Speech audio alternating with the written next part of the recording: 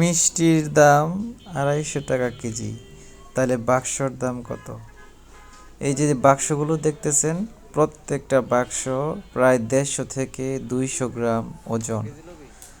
এখন আমার সরল মনে একটাই প্রশ্ন, যদি একটা বাক্সর দাম 150 গ্রাম থেকে প্রায় 200 গ্রামের মাঝামাঝি হয়, আপনি যদি 10 কেজি মিষ্টি কিনেন, তাহলে আপনার 1 কেজি মিষ্টির টাকা কিন্তু বাক্সের মধ্যেই চলে যাবে। কি করে? আপনার যদি আমি 5টা কি 6টা বাক্স লাগে, তাহলে 150 গ্রাম করে হলে আপনার 1 কেজির উপরে চলে যাবে বাক্সের ওজন।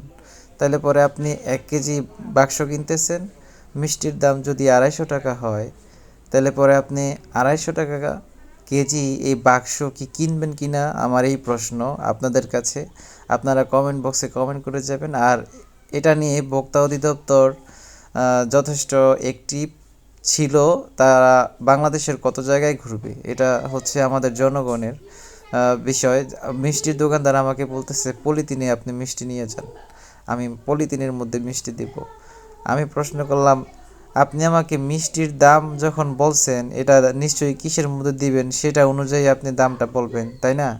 তাহলে 250 টাকা কেজি মিষ্টি যদি হয়, তাহলে পরে আপনি বাক্সের মধ্যেই তো দিবেন। বাক্স কি আলাদা করে কিনবে নাকি মানুষ, তাই না?